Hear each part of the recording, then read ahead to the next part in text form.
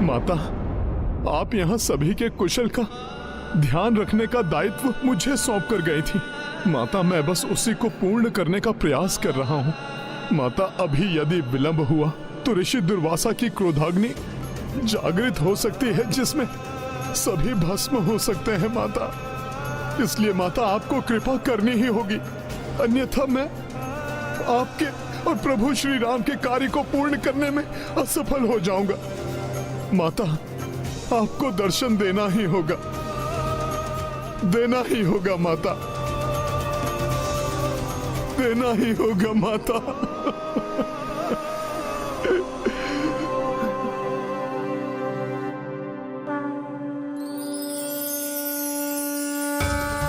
ये मेरे हृदय से ये निर्मल प्रकाश कैसे उत्पन्न हो रहा है?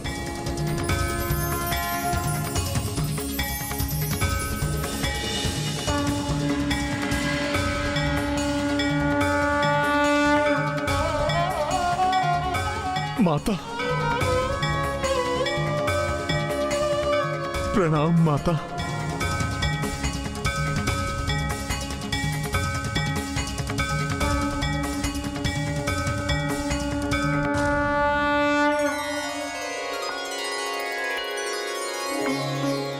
माता, आप आ गईं। आपने अपने इस पुत्र की लाज रख ली माता। माता, मुझे विश्वास था कि आप अयोध्या पर छाए संकट को दूर करने के लिए अवश्य आएंगी। पुत्र हनुमान, मैं गई ही कहा था। मैं तो स्वामी के साथ सदैव तुम्हारे हृदय में वास करती हूँ। तुम्हें मेरे हाथों से बनाया भोजन चाहिए। हाँ।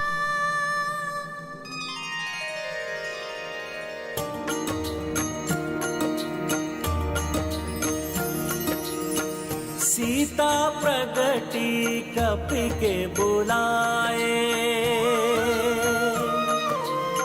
अपने हाथों रसोई बनाए। देख पवन सुत हर्षित पुलकित, नयन स्नेह भय नीर पूरित। राम सिया राम जय हनुमान। राम सिया राम जय हनुमान। ये गाथा महाबली हनुमत की, रुचिकर लीला राम भगत की। जय जय जय रघुनंदन राम, जय जय जय महाबली हनुमान। जय जय जय रघुनंदन राम, जय जय जय महाबली हनुमान। पुत्र, ऋषिवर को भोजन करवाने के पश्चात प्रभु श्री राम, पुत्र लवकुश और संपूर्ण परिवार को भी भोजन अवश्य करवाना। तुम भी भोजन अवश्य करना पुत्र। अपने इस पुत्र द्वारा ऋषिवर को दिए हुए वचन को सत्य करने के लिए माता, आपको अनेकों धन्यवाद। प्रणाम माता।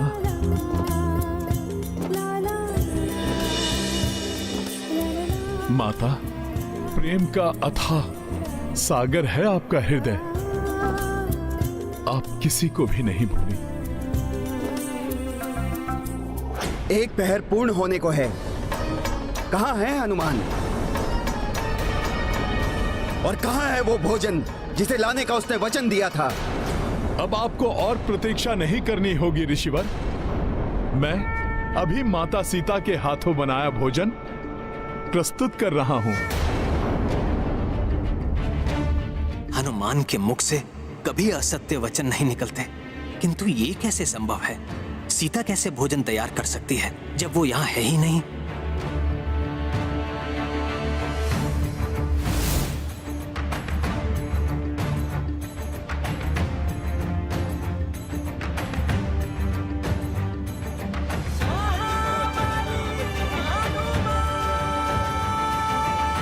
आप सभी मुझे विस्मय से देखते ही रहेंगे या फिर मेरी सहायता भी करेंगे?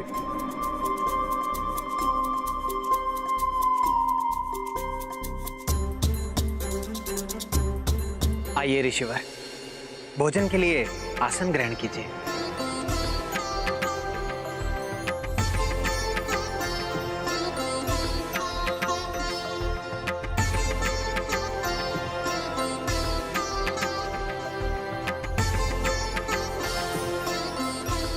हनुमान, भोजन तो तुम अवश्य ले आए हो, किंतु स्मरण रखना मैंने क्या कहा था, मुझे स्वाद में कोई भेद नहीं मिलना चाहिए। ऋषिवर, सच्ची निष्ठा तो असंभव को भी संभव बना देती है। मैंने अपने प्रभु श्री राम के समक्ष आपको वचन दिया है ऋषिवर। मैं तो बस वही वचन पूर्ण कर रहा हूं।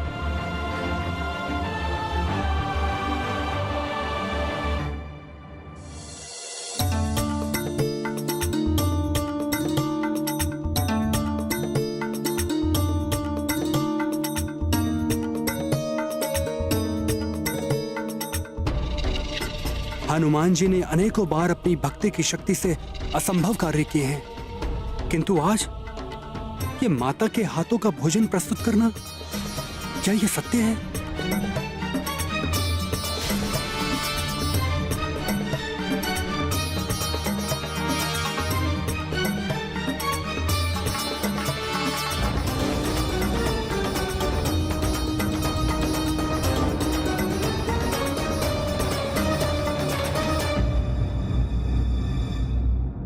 इतना स्वादिष्ट भोजन, मैं तो एक ही कौर में तृप्त हो गया हनुमान।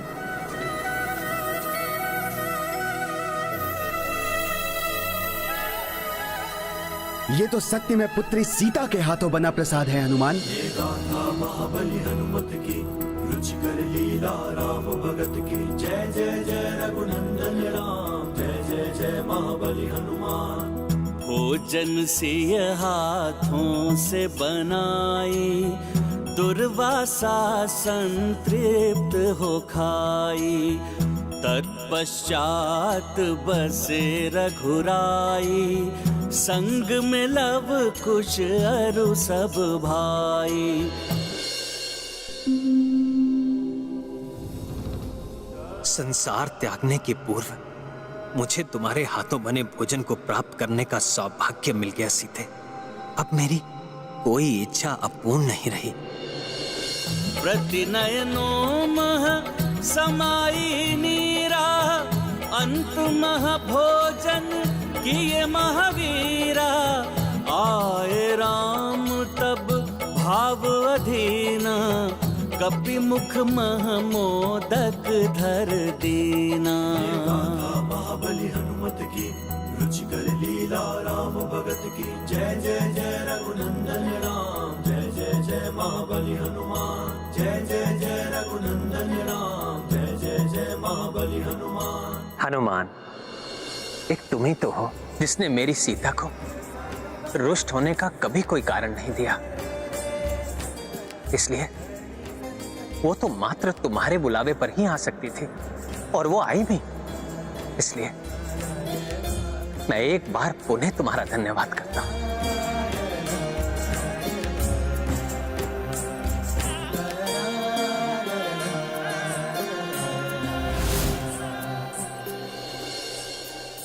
इस असाध्य कार्य को साध्य बनाने के लिए आपका बहुत बहुत धन्यवाद हनुमान।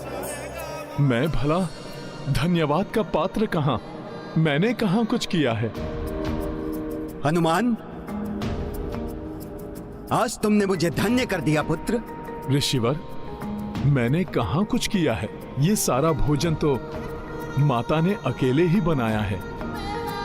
हनुमान, अपने तप से उठने के पश्चात, वर्षों के व्रत के पश्चात, मात्र एक ही इच्छा थी मेरे मन में, पुत्री सीता के हाथों बने भोजन को प्राप्त करना।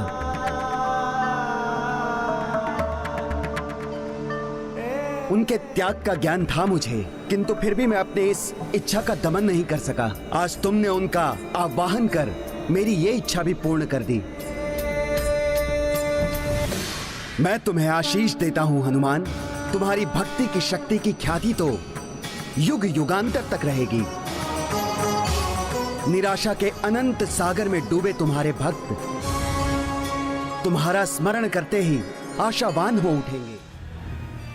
प्रभु, मैं जो कुछ भी करने में सफल हुआ वो तो आपकी और माता की कृपा से ही हुआ है। प्रभु, आपकी ही कृपा है जिससे सब संभव हो जाता है। जैसी विनम्रता प्रभु की है वैसी ही भक्त की भी।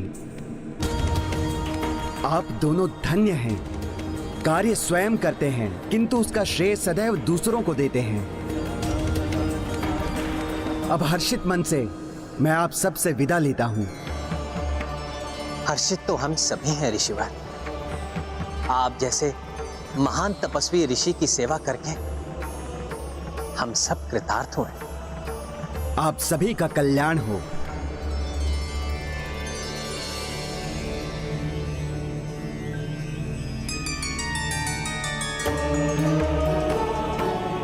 अब आगे का मार्ग मैं स्वयं तय करूंगा। आप सभी लौट जाइए। कल्याण हो।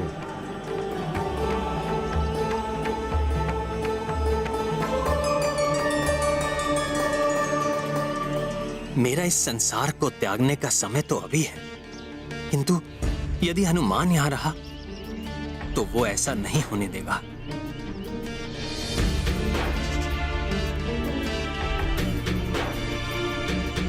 हनुमान, ऋषिवर इतनी लंबी तपस्या के बाद लौट कर आए थे, किंतु अब वो। प्रभु, मैं समझ गया। मैं स्वयं अपने हथेली पर बिठाकर उनके आश्रम तक छोड़ आऊंगा। प्रणाम प्रभु।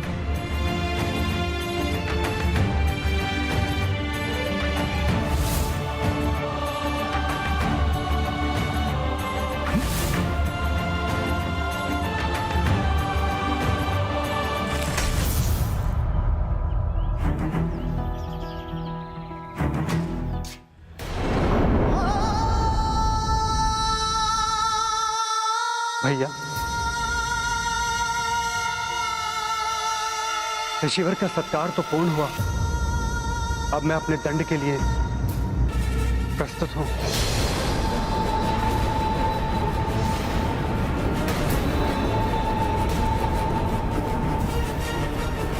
ये तो मेरा सौभाग्य है कि मैं माता की कृपा से प्रभु की दुविधा दूर कर सका। अपने वचन से बंधा हुआ हूं मैं लक्ष्मण, इसलिए मुझे तुम्हें मृत्यु दंड देना ही होगा।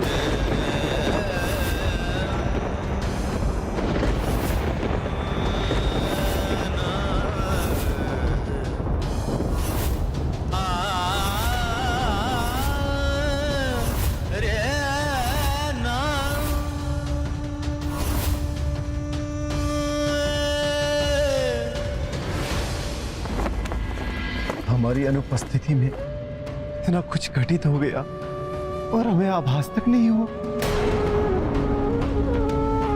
किंतु आश्चर्य, हनुमान जी को तो गंधर्वों के साथ युद्ध करते समय ही ज्ञात हो गया कि भैया किसी बड़ी दुविधा में है। हाँ भैया, वहां हनुमान को देखकर ऐसा प्रतीत हो रहा था मानो जैसे वे भीतर ही भीतर टूट रहे हैं। मेरे परम भक्त हैं हनुमान। उन्होंने तो अपने तन मन धन से अपने आप को ही मुझे समर्पित कर दिया है। मुझे अपने हृदय में बसा रखा है। कदाचित इसीलिए मेरे हृदय की पीड़ा का भान सर्वप्रथम उन्हें ही हुआ। फिर तो यदि उन्हें यह ज्ञात हो गया कि यहाँ क्या घटित हुआ है तो वो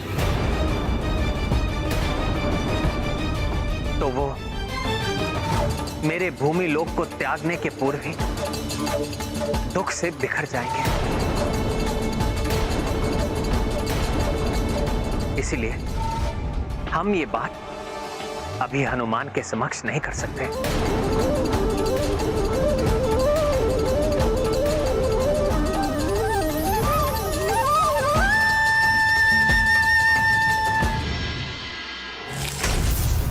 लीजिए ऋषिवर, हम आश्रम पहुंच गए। आप धन्य हैं हनुमान। आपके प्रभु के प्रति आपकी भक्ति देखकर मैं अत्यंत आनंदित हूं, प्रभावित हूं। किंतु स्मरण रहे, अपनी इस भक्ति और अपने इस प्रभु प्रेम की भावना को अपने कर्तव्य और विधि विधान के मार्ग में मत आने देना। इसी में तुम्हारे प्रभु की और तुम्हारी मर्यादा निहित है हनुमान। ये अत्यंत महत्वपूर्ण ज्ञान है हनुमान, इसे सदैव अपने हृदय में रखना। धन्यवाद ऋषिवर, मैं आपके ये वचन कभी नहीं भूलूंगा। अब आप मुझे आज्ञा दीजिए ऋषिवर। प्रणाम। कल्याण हो, सदैव तुम्हारा कल्याण हो राम भक्त हनुमान। जय श्री राम। ऋषिवर ने अचानक मेरी भक्ति, मेरी प्रभु प्रेम की भावना को मेरे कर्तव्य पालन से क्यों जोड़ दिया, जैसे वो एक दूसरे के विरुद्ध आने वाले हों। कारण जो भी हो, ऋषिवर द्वारा दिया ज्ञान सादर स्वीकार करना ही मेरा धर्म है। हाँ, यदि हनुमान को तनिक भी आभास हुआ तो वो मुझे लक्ष्मण को दंडित कर मुझे उसके साथ भूलोक से प्रस्थान कभी नहीं करने देगा। हनुमान ही नहीं भैया, ये तो हम भी नहीं करने देंगे आपको। हमें पीछे छोड़कर आपको हम कहीं नहीं जाने देंगे भैया।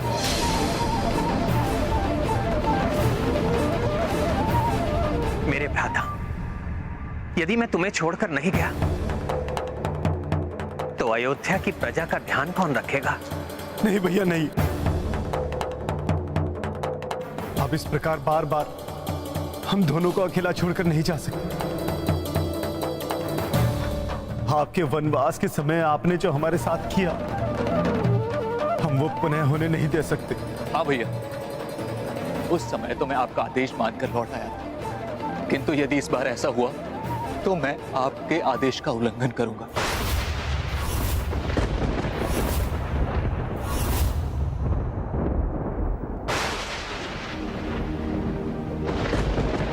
ये है रामायण, रामचंद्र गुण धाम की, सब सुधि जन करिए कथा श्रवण श्री राम की। मैंने प्रभु श्री राम के भूलोक त्यागने का संयोग उत्पन्न तो कर दिया है, किंतु उन्हें और उनके भ्राताओं को इस स्थिति में देखकर मुझे ऐसा प्रतीत हो रहा है कि मैंने उन्हें बहुत बड़ी कठिनाई में डाल दिया है। मनुष्य हो या ईश्वर, धर्म का पालन तो किसी के लिए भी सरल नहीं। धर्म के मार्ग में अनेक कठिनाइयां आती हैं, पग पग पर त्याग करना पड़ता है। किंतु जो धर्म के लिए अपना सर्वस्व निछावर करते हैं, वही इस संसार के लिए श्रेष्ठतम उदाहरण प्रस्तुत करता है और पूजनीय बनता है। ऋषिवर दुर्वासा को सकुशल उनके आश्रम पहुंचाकर मैंने प्रभु का कार्य तो कर दिया, फिर भी मेरा मन इतना अशांत क्यों है? क्या उसका संबंध ऋषि दुर्वासा के द्वारा कहे गए वचनों से तो नहीं? अनायास ऐसा आभास हो रहा है जैसे प्रभु मुझसे दूर जा रहे हैं। कदाचित प्रभु के दर्शन पाकर ही मेरा चित्त शांत होगा। हमें जो भी निर्णय लेना है हनुमान के यहाँ पहुंचने के पूर्व ही लेना, क्योंकि अब वो आते ही होंगे। भ्राता भारत, एक राजा विहीन राज्य तो पिता विहीन परिवार के समान होता है। मेरे और लक्ष्मण के प्रस्थान के पश्चात अयोध्या को तुम्हारी आवश्यकता होगी। मैं तुम्हें राजा नियुक्त कर शत्रुघ्न को राजकाज में तुम्हारी सहायता के लिए छोड़कर जाने का इच्छुक हूं।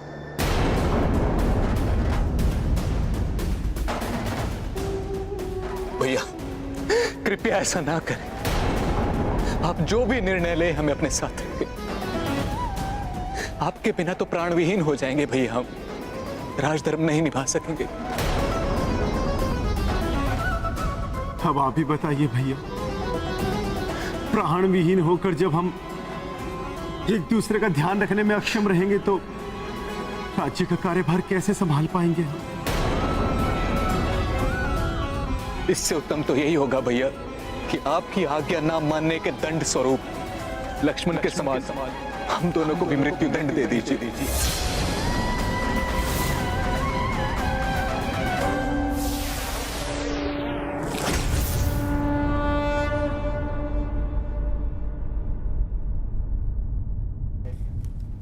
भैया, आपकी असीम वेदना का भान है मुझे, किंतु मुझे यह भी ज्ञात है कि आपके बिना भ्राता भरत और शत्रुघ्न भी नहीं रह सकेंगे।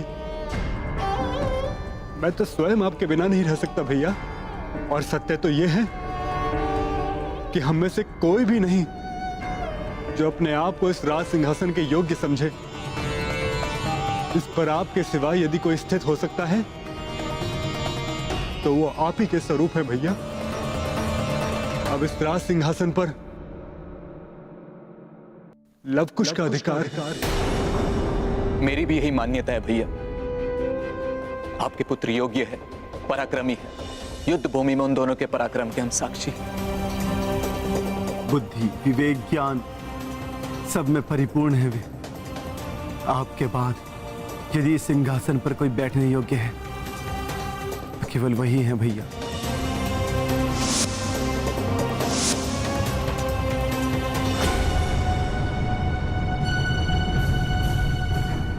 नारायण नारायण।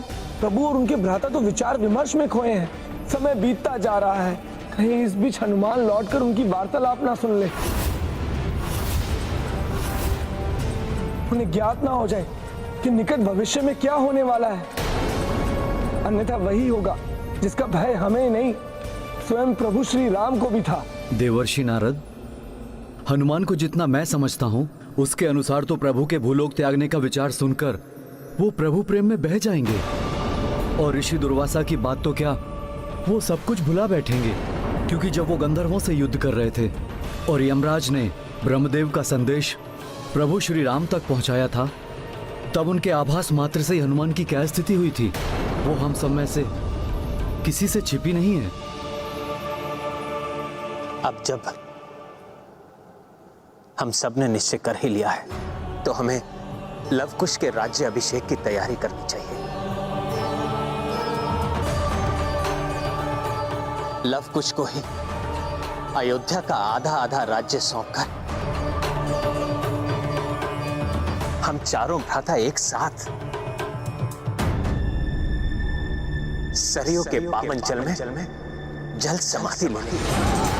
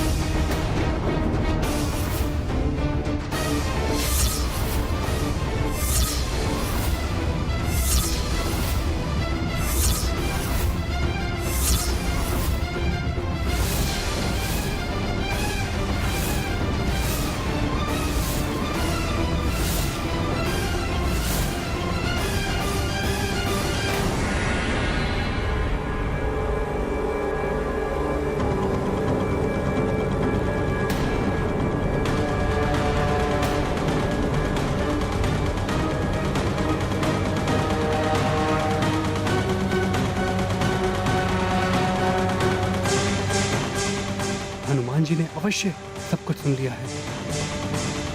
अब क्या होगा, क्या करेंगे हनुमान? अपने इस भोले भक्त हनुमान को मैं कैसे समझा सकूंगा?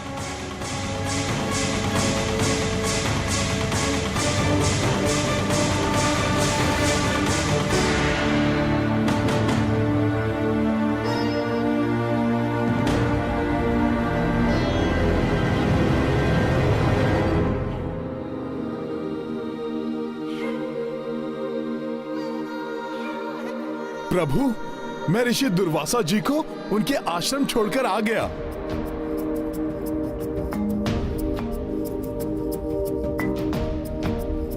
किंतु प्रभु, जब मैं लौटा तो आप सब लोग इतने चिंतित क्यों थे?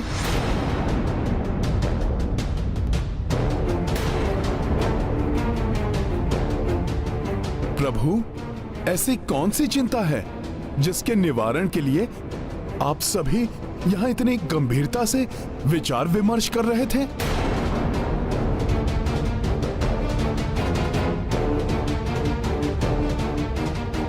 हनुमान जी,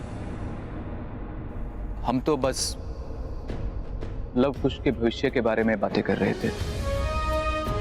जिनके भविष्य के विषय में हम निर्णय ले रहे हैं, बहुत समय से उनके दर्शन नहीं हुए।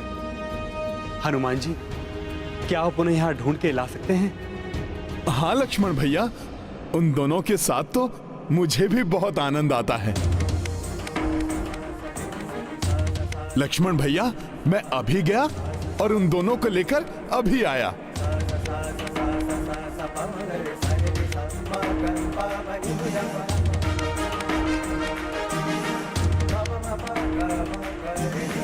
हमारा संपूर्ण परिवार हनुमान का ऋणी है।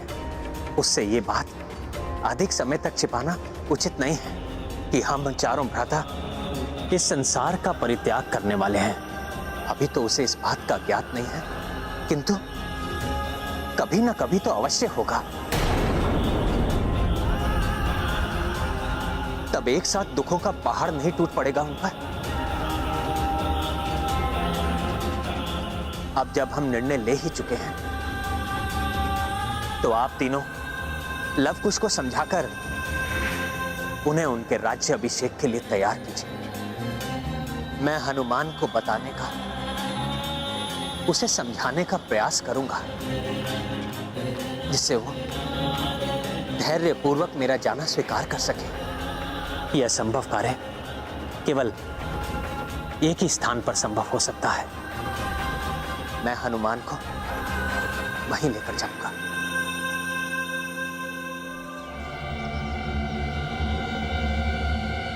कहां हैं ये दोनों?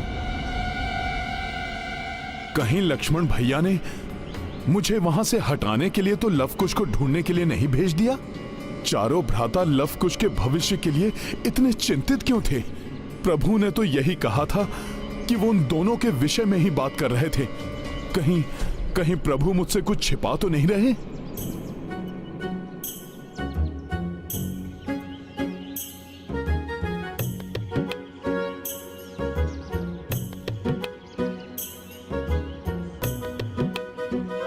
यहां मेरा पीछा कौन कर रहा है? अवश्य ये तो लव कुश ही हैं।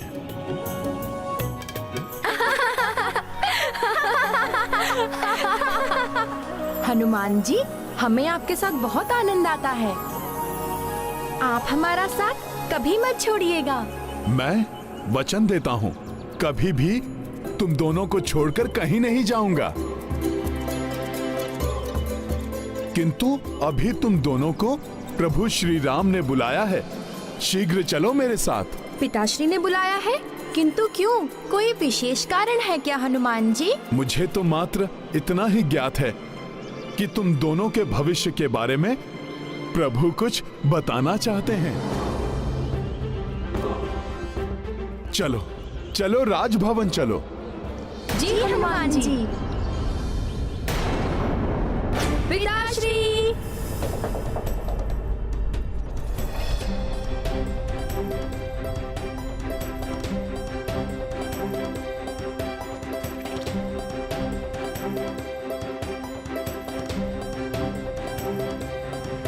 ये लीजिए प्रभु, मैं ले आया लव कुश को। आप सभी हमारा प्रणाम स्वीकार कीजिए।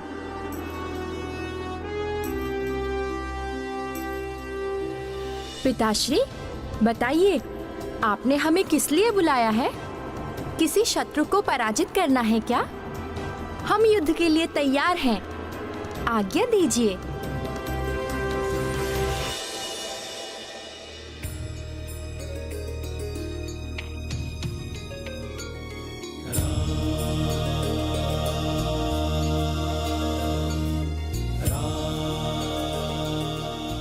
आज्ञा नहीं पुत्र, एक पिता का अनुरोध मात्र है। मुझे आशा है कि तुम मेरी बात समझोगे, उसे टालोगे नहीं। पिताश्री, आपका अनुरोध भी हमारे लिए आज्ञा समान ही तो है, और आपके आदेश का पालन करना तो पुत्र धर्म ही नहीं, राजधर्म भी है। आप आदेश दीजिए पिताश्री, आप जो कार्य देंगे हम उसे अवश्य पूर्ण करेंगे।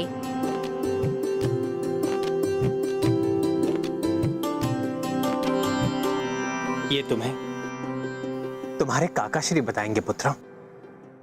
मुझे अभी एक अन्य महत्वपूर्ण कार्य करना है।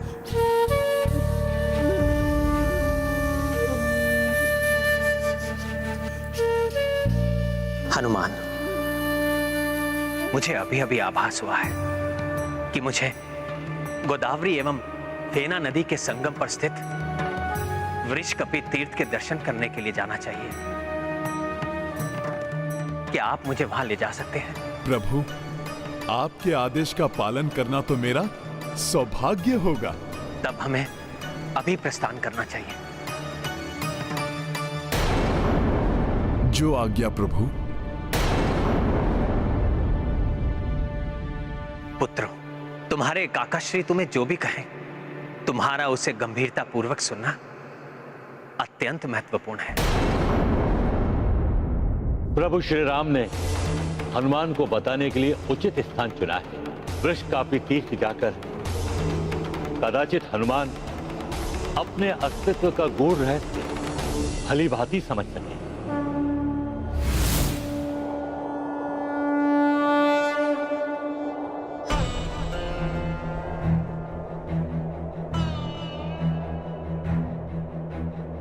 हनुमान के हृदय को भेदने वाला जो समाचार मैं उन्हें देने जा रहा हूं, उसके लिए मुझे अभी से तैयार करना चाहिए, अन्यथा एकाएक सुनकर कदाचित वो सहन न कर सके। किंतु मैं बताना प्रारंभ भी करूं तो कैसे? हनुमान, तुम तो मेरे वो भोले भक्त हो जिसने मेरे प्राण बनकर पग पग पर मेरा साथ दिया। अपने प्राण छोड़ने के साथ तुम्हारा साथ छोड़ने का भी समय आ गया है। ये कैसे बताऊं तुम्हें?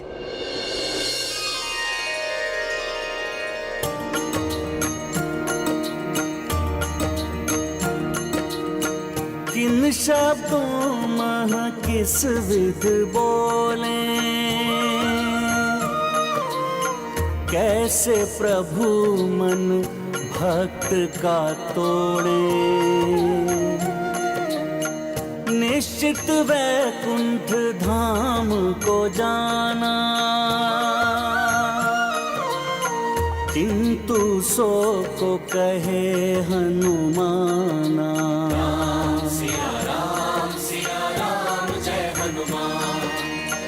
भरत लखन शत्रुघ्न भाई, लव कुश को कछु बोल न पाई। साहस कर जब हूँ कह दीन्हा, छल के किशोर नयन सुनीरा। राम सिया राम जय हनुमान, राम सिया राम जय हनुमान। ये गाथा महाबली हनुमत की, रुचिकर लीला राम भगत की। जय जय जय रघुनंदन राम, जय जय जय महाबली हनुमान। जय जय जय रघुनंदन राम, जय जय जय महाबली हनुमान। प्रभु, आपसे एक बात पूछूं? अवश्य हनुमान। कुछ ऐसी बात करो हनुमान, जिससे ये हृदय विदारक समाचार तुम तक पहुंचाना मेरे लिए सरल हो जाए। मुझे ऐसा क्यों प्रतीत हो रहा है कि जैसे मैं यहाँ प्रभु पूर्व में भी कभी आया हूं, किंतु कब और क्यों उसका स्मरण नहीं है मुझे।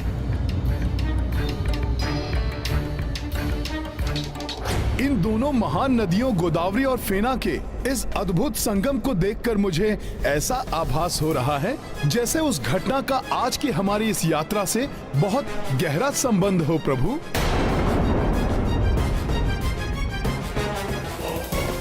प्रभु बड़ी विचित्र बात है, ऐसा आभास क्यों हो रहा है मुझे? प्रभु बताइए ना। हनुमान, तुम्हें जो आभास हो रहा है वो उचित है। दोनों घटनाएं वास्तव में एक दूसरे से संबंधित हैं। हनुमान, ये वृषकपी तीर्थ है। मैं इसकी संपूर्ण कथा तुम्हें नीचे उतरने पर सुनाऊंगा। संभव है तब तुम्हें समझ में आ जाए।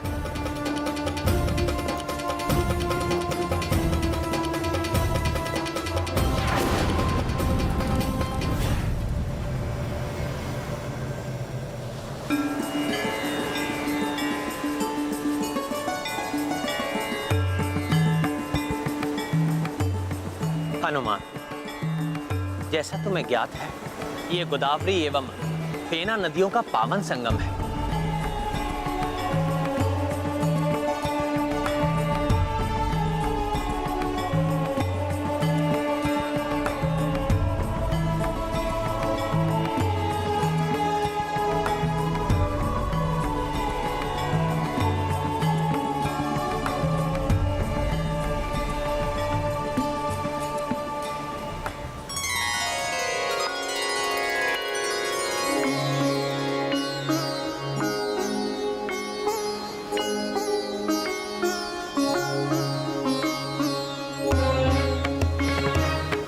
इस तीर्थ पर आने से श्रद्धालु को भगवान शिव और भगवान विष्णु दोनों का आशीष प्राप्त होता है।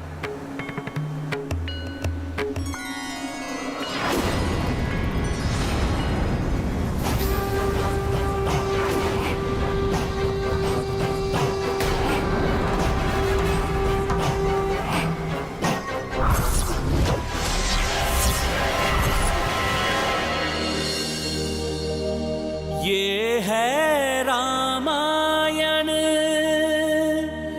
रामचंद्र गुण धाम की, सब सुधि जन करिए कथा श्रवण श्री राम की। दुविधा व्यक्ति को दुर्बल बनाती है, इसलिए जो भी निर्णय हो अपनों को अवश्य बता देना चाहिए।